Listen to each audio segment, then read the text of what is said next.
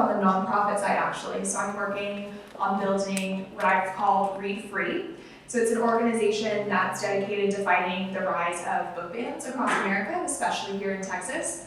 So giving that student education, parent education, and a community sense to really protect diverse and representative literature.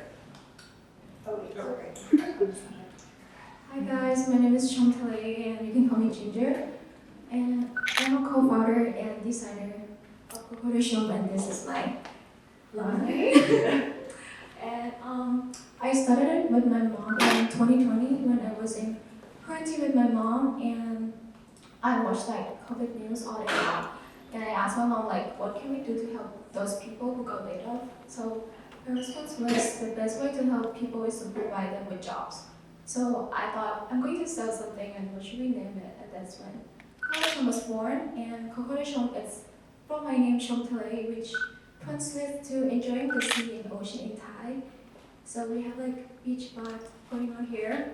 So our inspiration is from beaches in Thailand. So we have like kimonos, dresses, kaftans. And so as a result, my mom and I served more than like 100 families in Thailand. Hi guys, I'm Mohini Talcat. I'm the founder of StemEQ, and StemEQ started basically from me working in corporate America as a software engineer, data analyst, and I worked at a lot of different companies, and some had really amazing workplace cultures, and some did not. And so the last place I worked actually had an incredible workplace culture, and I had the realization of why don't all workplaces have cultures like this? How can I bring this out into the world? And so what we do at StemEQ is to support individuals in having uncomfortable conversations and learning how to find your professional voice so that you can stand up and be heard in a way that fits you in the STEM workplace. So thank you all so much for sharing. Alex, will you first tell us how have you leveraged networking opportunities to expand your business and create meaningful connections within your industry? And then we'll hear from Ginger and Mohini. Yeah, so this has actually been a really huge element of what I'm doing right now. I originally started Read Free in the fall of 2022, but we've got to the point where we're formally incorporating as a 501c3 and building out a board. And that means finding a lot of other people who are passionate about the same thing. So that's one element of the networking that's going on right now. And the other that I'd really like to share is when we see these book bans, they're actually, in 2022, 60% of the book bans went back to 11 people. So what does that mean? It means that those 11 people are really well networked across the country. And so as folks who are standing up for the freedom to read, we're doing the same right now. And so I'm working on joining up with some other organizations, the Kids Right to Read Network, the National Coalition Against Censorship. Actually, after this, I'm talking with Students Engaged in Advancing Texas, which is a student advocacy org. So that has been the biggest thing, and it's also, I would say, really energizing. Not feeling alone in your work as a founder is a huge blessing. So for me, I'm gonna tell some story. So when I was in freshman year, I joined Hooked magazine, which is like a fashion magazine here on campus. And I was a photographer, so I had opportunity to connect with some creative people and officers and the founder of Hooked magazine. So we connected on LinkedIn and Instagram. And one day I posted on my story about me working on my design, and she saw it. So she reached out to me and encouraged me to apply for Hooked fashion show last year. So I did, and we participated in Hooked fashion show last year. And guess what? This year they have it again. So they reached out to me again. So you never know people you met. So for me, my advice is put yourself out there and connect with people. Like for me, I'm a shy person, so if I can do it, you guys can do it too. Yeah. I think for me, it was like networking didn't really make sense until I understood that it was just forming relationships with people who are like-minded, who are, you know, maybe in the same sphere as you, but also like have the same kind of heart. And so I, like, for a while, I would just like hear the word networking and like run away as fast as possible because I thought that they would be like really awkward or I would be really awkward or whatever. But once I kind of reframed it as like, oh, I'm building relationships to help build my business, to help further the vision that I have, it became a lot easier. So I've talked with both my professional network because a lot of my work stems from like my original like group of humans that I was part of, like so data analysts, engineers, and talking to them, and also going to various like networking events for entrepreneurs, just to, yeah, like Alex said, not feel alone anymore. That was a really helpful mindset shift for me. So it's helped me grow my business and, but most importantly, have the emotional health to continue my business. I love that. Thanks for sharing. Building a community around a brand is essential for long-term success. Can each of you share some strategies you've employed to foster a strong sense of community among your customers or clients? Yeah, so I would say again, that element of having other people in your corner feels really good, but one element of the programming that Read Free does is a book club, and that's where our community engagement really comes in. And the whole point of that is to have conversation. You know, when we are having these conversations with each other, when we're learning, when we have a curious, open mindset, and we're leading with kindness, that's where we can create, you know, productivity and positive change. And that's really the heart behind what I do and why I do it. It's to bring people together. So I'll say, you know, that one element of programming, being able to all get on a call together, to have a shared experience, even if it was just reading a book and then discussing it, I think really helps you connect and realize what's going on in the greater world. And again, a reminder that other people are doing the same thing you are and are really passionate about it.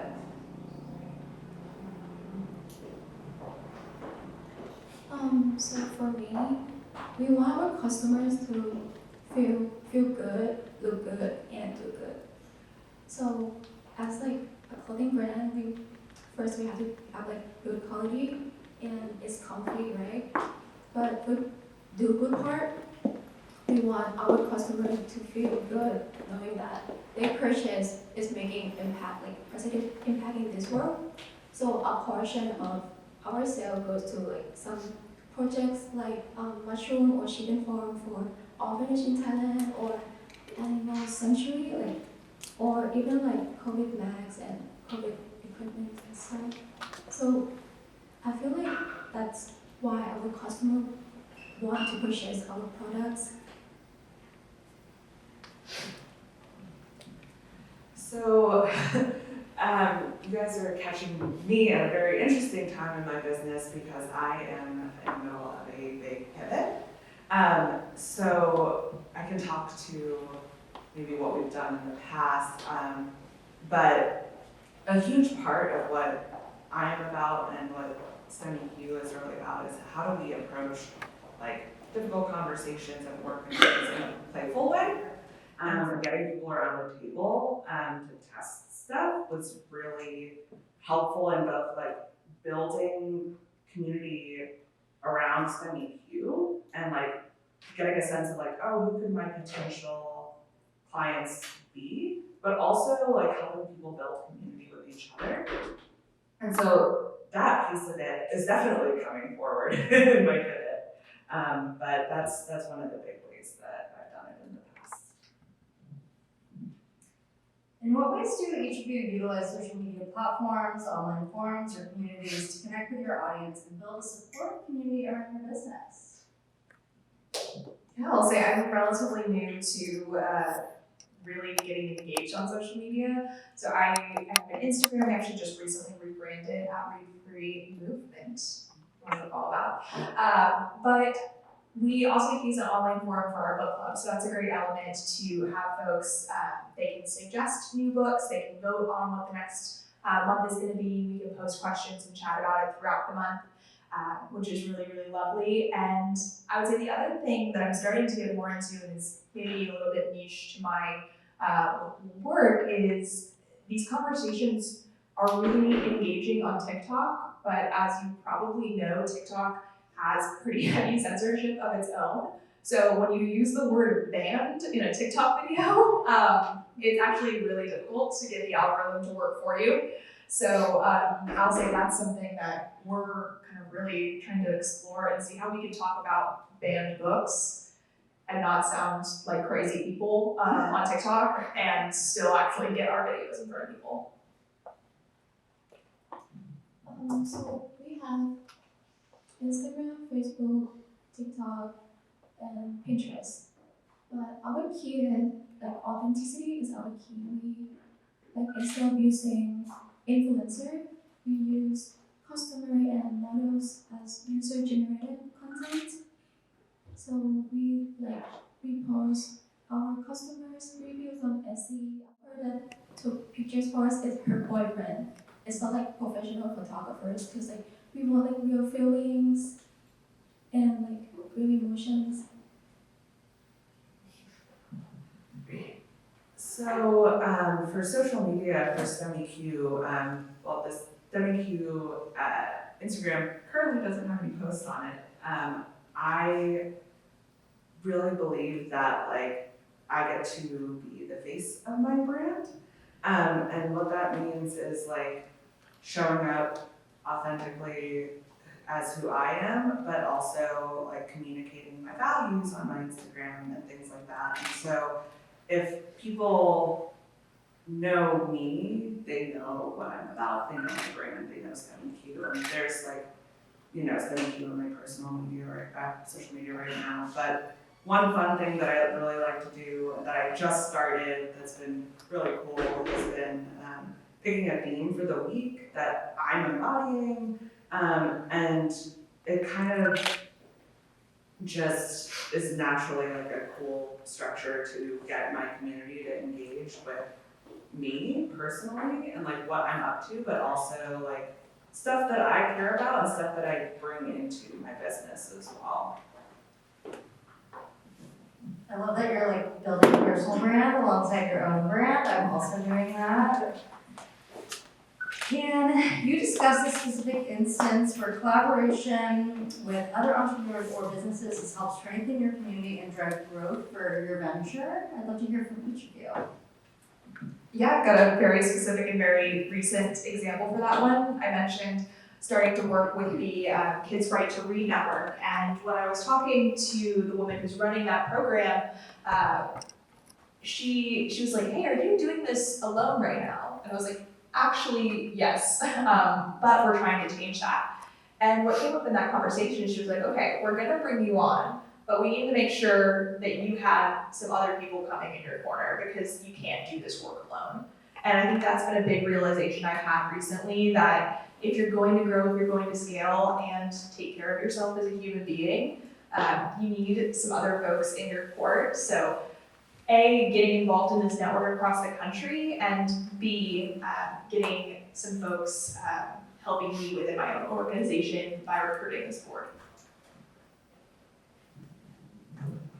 For us, we haven't been working with other companies or business, but in the future, we're looking for more opportunities.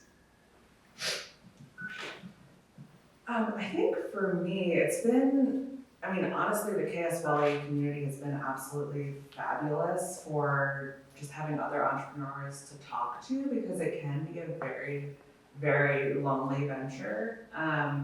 And so even just having people to like talk to every other week, or having mentors who are like, I literally had a call with a mentor today, and she helped me get so much clarity on the direction of my business. She's like gave me the permission to like actually lean in and be all of me in my business, which I like personally it's always been a struggle for me to like show all of myself anywhere. So it's cool to have people like that in my corner. And yeah, it's nice to like trade services as well. Like I have some friends who run businesses that are better at business operations, whereas like I'm really helpful around like product development, so we'll get coffees and chat about stuff like that. So yeah. What role does storytelling play in building connections with your audience and cultivating a sense of belonging within your community? So storytelling is everything to me and my brand. The reason I got so invested in banned books was first seeing the book that changed my life, and that series be banned in some libraries across the country. And for me, it was seeing a story about depression and mental health in a series I never expected to see it in. Fantasy, it was thrown glass. There's some Saturday Night Scrollies in the audience. But once I started to look at the details, what you see is that banned books are overwhelmingly targeting minority communities. And so while I grew up never having to wonder if I would see myself represented in a book, there are folks who are constantly having to fight that battle, whether it's the author, whether it's the librarians, the teachers, or the students themselves not being able to find that. And so storytelling, I believe, has the power to change lives and to save lives. And so that's, I also have a podcast as a part of Read Free, and one of the questions we ask every guest is, what is the book that changed your life? Because it really just goes back to storytelling and what an impact storytelling can have on your ability to believe in yourself and then tell your story and live your story authentically.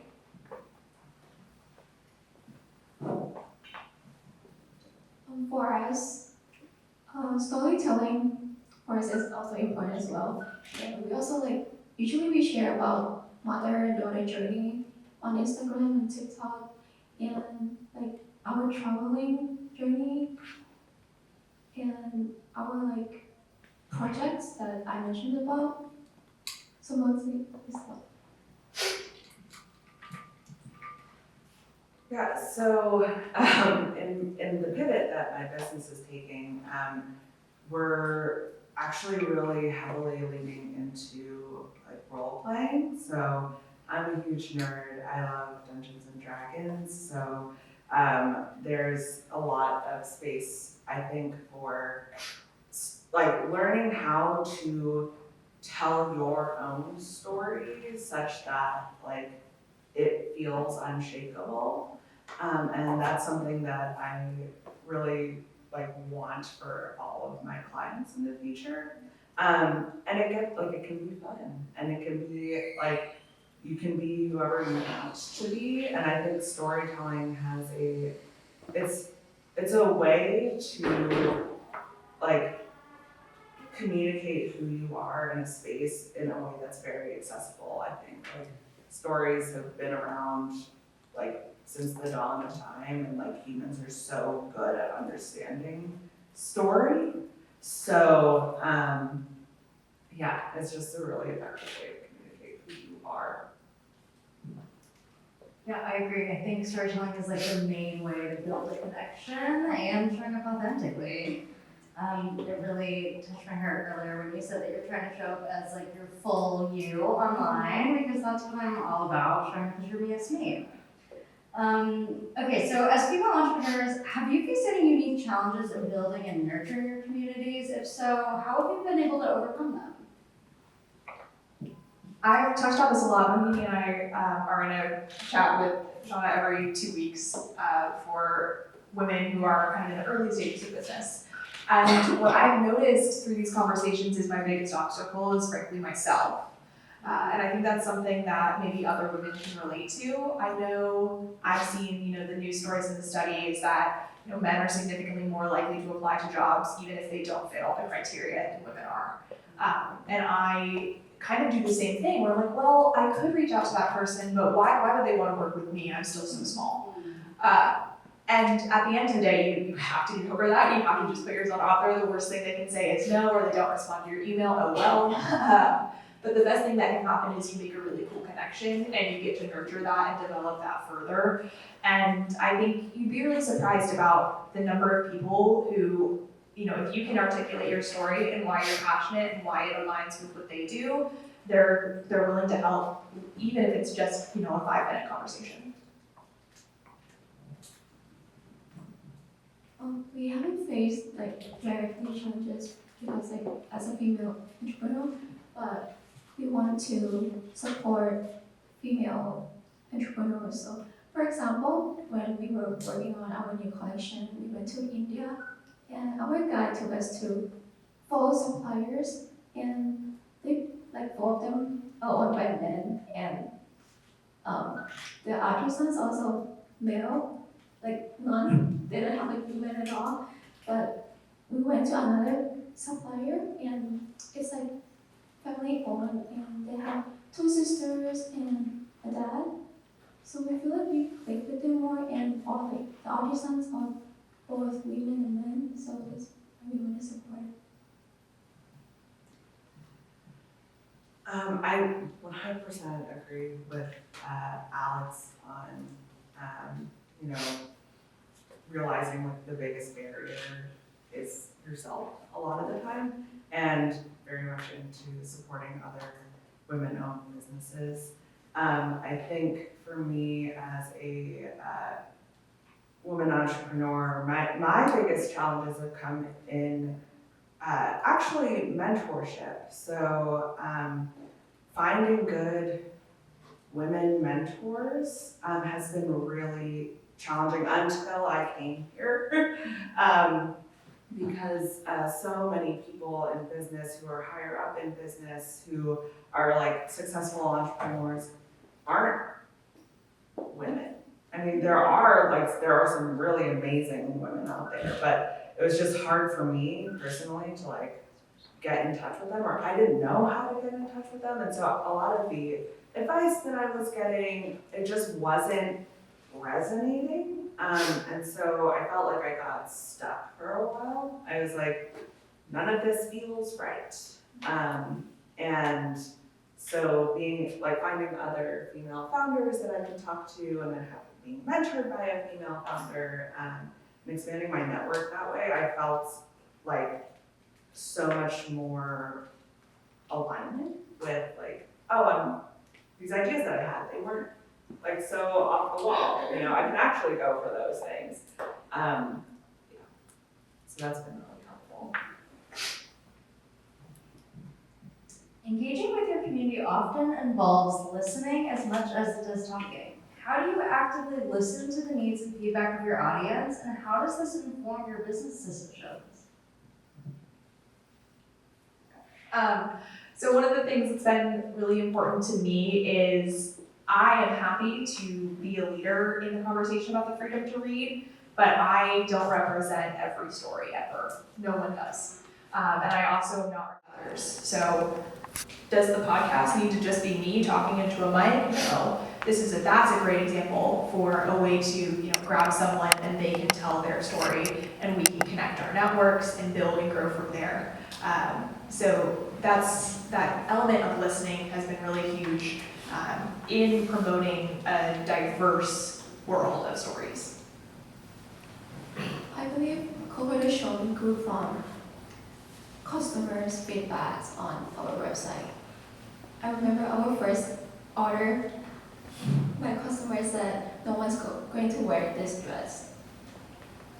I was so sad, but after that, I know that I have to change something, so I changed product description, I add pockets, I changed pictures, I changed marketing strategies, and as a result, we made more than 7,000 orders so far.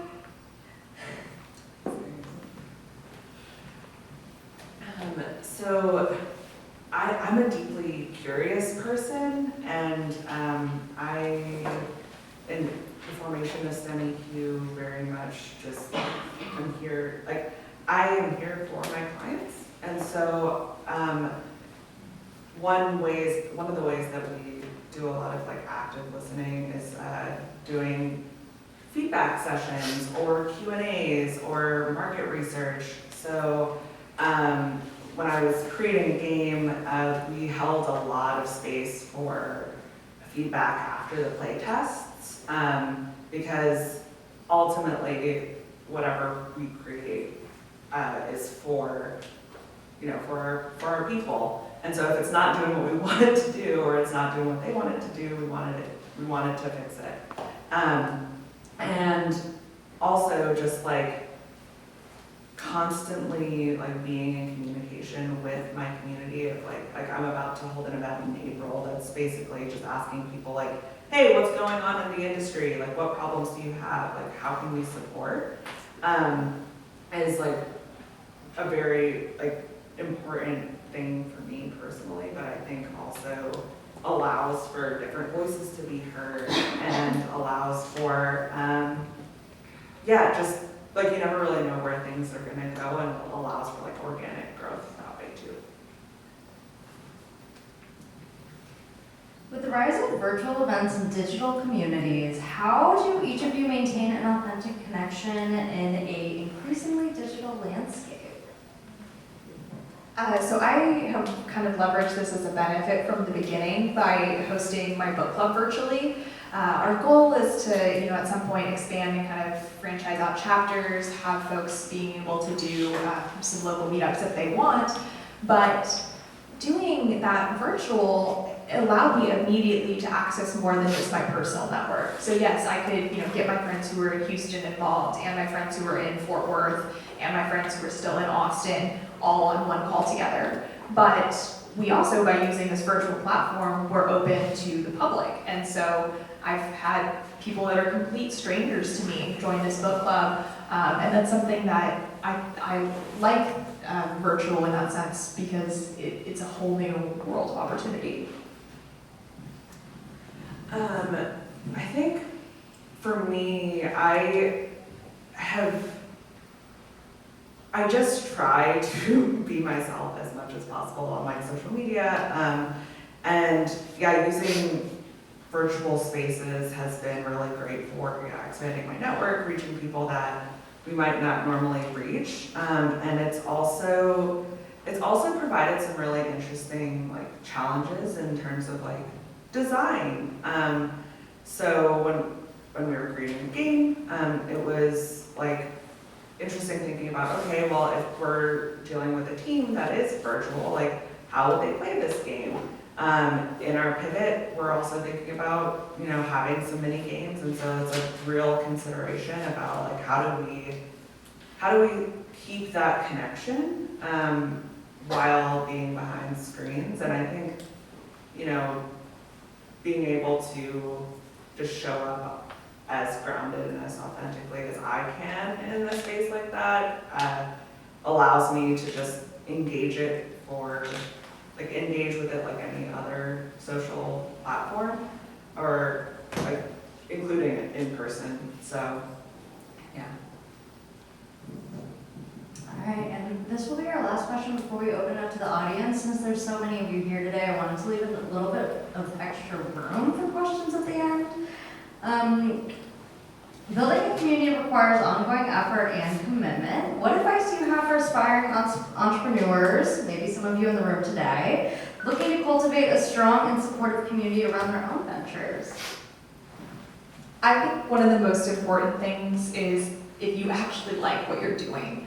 I got this advice first, from an academic perspective when I was writing my thesis, and I went to my advisor and I was like, I don't know, everyone's doing something so serious, and I feel like mine's not serious enough. You're gonna hate your thesis if you try to write something just because you think it's the academic thing to do. And I think that's the same thing in entrepreneurship. You can't just start something because, I want to make some money, or, I think this would be fun.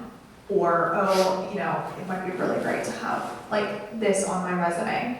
All those things are maybe good starters, but you have to do the harder work of sitting down and asking why, what makes what I'm doing different, because yes, there are times where it's lonely and it's stressful and it's frustrating, but at the end of the day, I always find that when I have the opportunity to have conversations with other people, when you know, I accomplish something new in my work, I end up finding it so energizing because it's something I'm actually passionate about. So not to say that it's all sunshine and rainbows all the time, but I do think to an extent, if you love what you're doing, some of that will come back to you.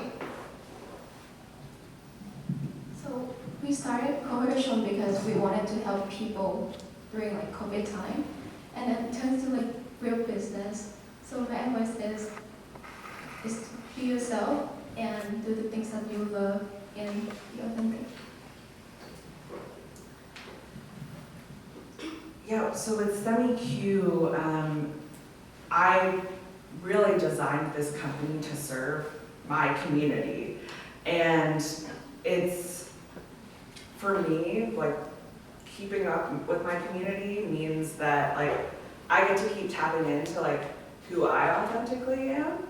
So I can show up as myself in relationships with all of my clients and all of the people who interact with me. And so for me, I just think about it as like, okay, I'm just maintaining a bunch of different like relationships that matter to me. And that for me is like really, really energizing. So I think if you are, you know, thinking about starting a company, have already started a company, or think like, you know, have this like idea that's coming up, and think about like who you are and like who are the people you want to surround yourself with, because that to me can inform a lot of like how you go about creating your business, but also sustaining it. Wow, I love that. I couldn't agree more. All right, well, now I want to open it up to the audience. Feel free to raise your hand if you have any questions for this group. Yes. Ginger, could you talk about how you built your team? Like, how did you build your team of models? Or like, do you know them? Or do you hire people? Or do you have a team? How does that work? So I'm sorry, I'm quiet. No, can you guys all hear her in the back? Okay, cool. So you asking about my models, right? Yes. Yeah, I'm just curious how you built your team. So it's just like my mom and I, yeah. Okay. That's cool. So how did you like find your models? Or how do you organize that? That's so cool. So basically my models are my friends, Oh, and like the people I know in Thailand. And actually I went to like one restaurant and then I saw like this girl, she's so pretty and like she would fit my dress. So I just like, hi, like, are you interested to be my model? Like, I would give you like my free dress. And she's like, yeah, of course. And yeah, that's how we started. That's cool. So do you do all your shoots in Thailand? Both Thailand and Dallas. I'm a model to my mom, take a picture of me. I love your Instagram and your content. And like going on a little camping trip, that was so cute. Thank you. Do you want to shout out your Instagram for everyone?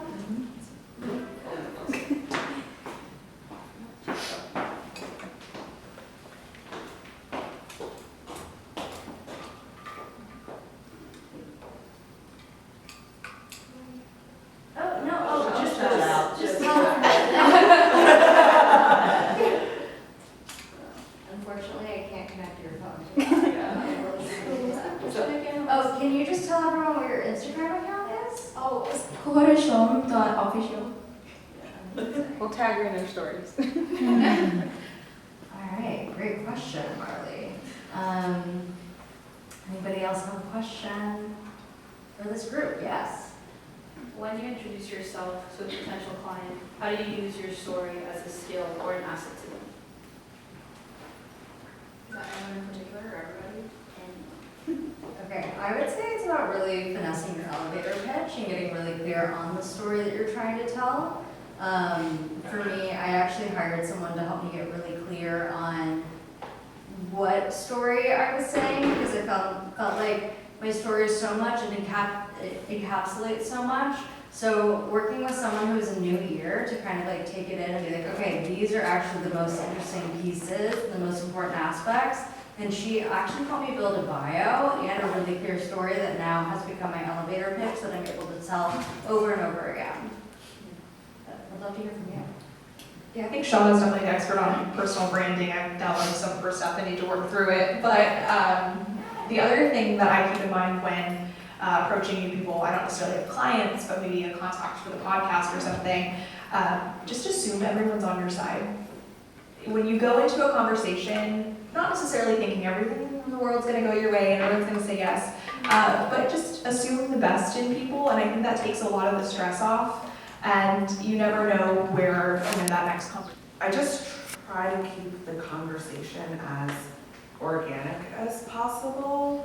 I think my most awkward moments have been when I have a very clear, like, okay, like here's what my business is about, and I like show up to like, you know, all these conversations, and that's the only thing that's in my mind, that I'm like not listening to this other person who's talking to me. And so, and like I totally freeze up and it's a whole mess. And so I think like actively listening to what this other person is saying, engaging in normal conversation when they do ask about my business, having an elevator pitch is awesome. Practicing your elevator pitch is awesome. But like, not necessarily like coming forth with that immediately, because maybe they don't want to know about your business at first. Like sometimes people just want to know about you, which took me a little bit to learn, because they're like, hi, how are you? Who are you? And I'm like, hi, I'm Mohini, I'm the CEO of it. And I was like, I sounded like a robot. And it just, yeah, it didn't work out well. People were like, oh, hi. So yeah, I think active listening plus the elevator pitch, if it gets to that, is what I would say. Yeah, I agree. Maybe don't come out the gate as like, hey, but I think you can, you know, show up naturally, see where the conversation goes. If someone wants to know more, then you can share more. All right, yes. What is the best way that you can give back to the community that you've built?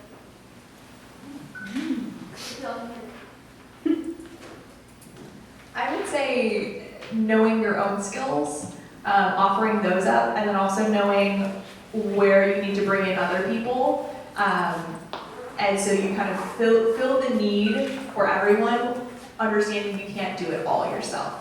I don't know if that directly answers your question, but I think when you think about giving back or just being successful in general, being honest with yourself about your own strengths and your own weaknesses really allows you to come at things from the full perspective.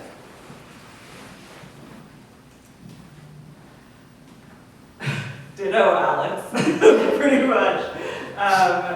Yeah, I think it's interesting because like so much of what at least my business is about supporting my community in whatever way I possibly can. So but then also recognizing it when I don't have the expertise to support them, not pretending like I can. Like, I think that's probably the biggest service, because like, here's what I can do for you, and here's somebody who can help you with these other things. For COCO De CHOM, like I mentioned before, my favorite project that I give back was about chicken and mushroom farm for orphanage in Thailand. We provide like mushroom and chicken, right? But like they can sell those eggs and then they can raise money. Thank you. I have one more thing to say on that. I think for me, so I am also a small business owner. I have a journal brand called Me is Me. I created a journal to reconnect with yourself. And for me, it's really about listening to my audience and asking them what they want to see and what they need support in, so that I can provide those resources. Yeah. Hi, my name is Fatima. I would love to know, have you ever pitched your brand to any editors? And if so, what was the way you went about it, like magazines or digital magazines or anything like that? I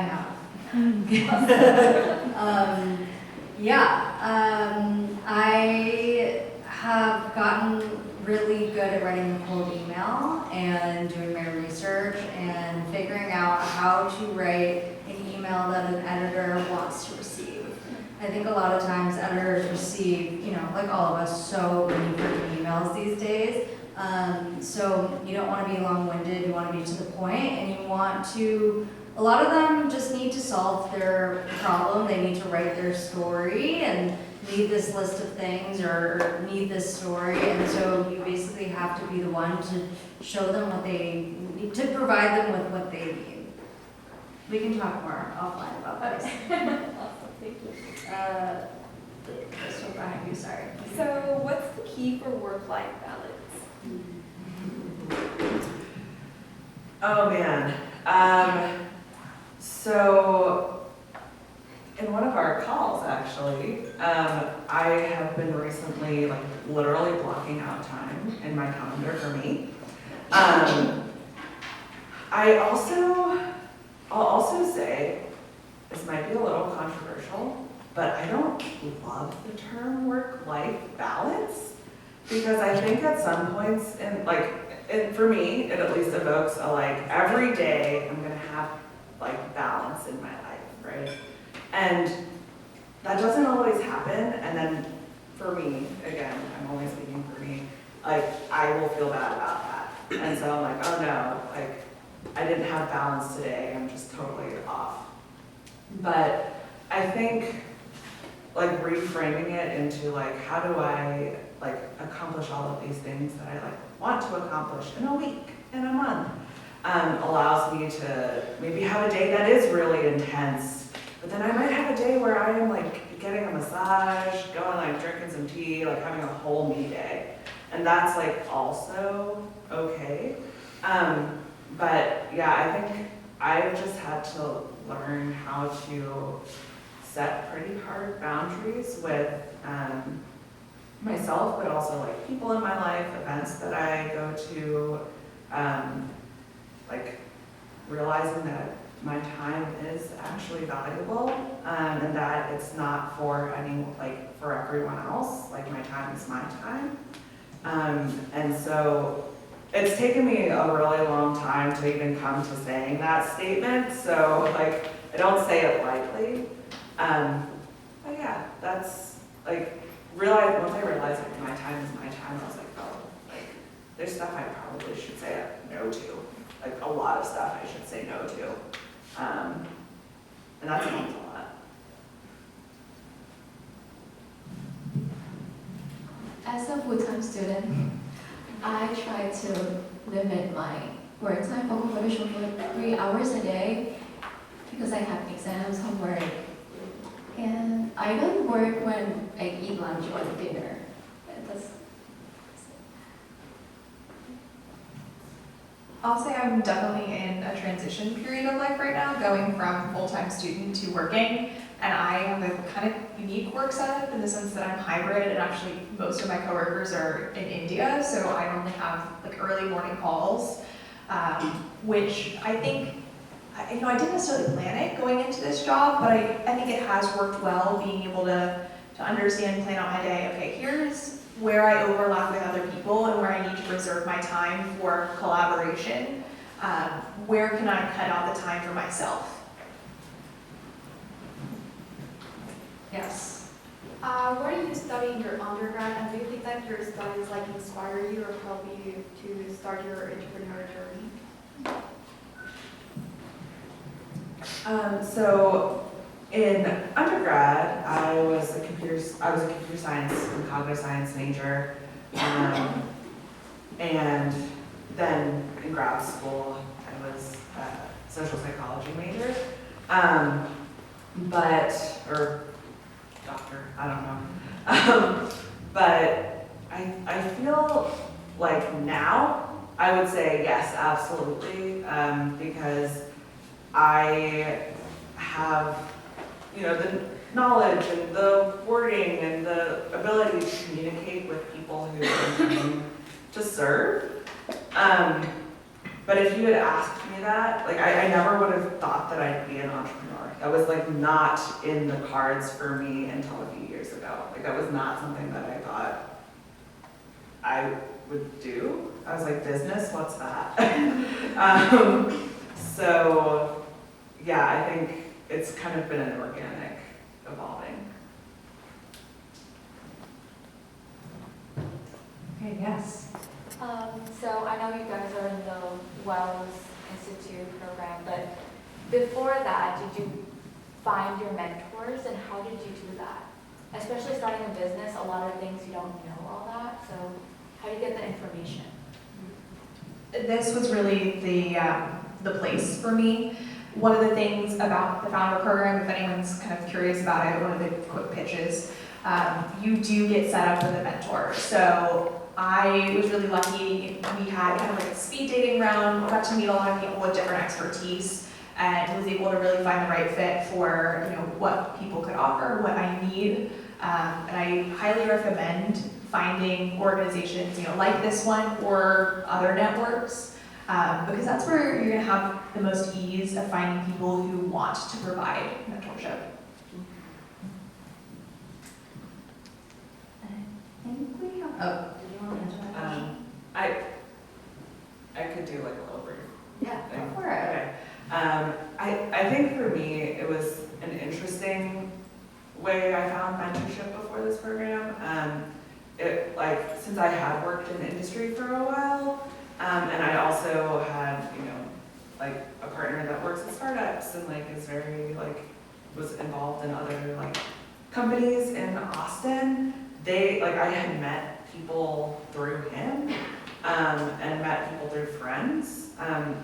So in that sort of networking way, I found people who were CTOs of companies or whatever, who were, when I was struggling, they saw it and they were like, hey, we were kind of friends, and so they were able to support me. So it was kind of being on the outskirts of a network, a entrepreneurial network, was helpful. But again, the KS College program has been amazing.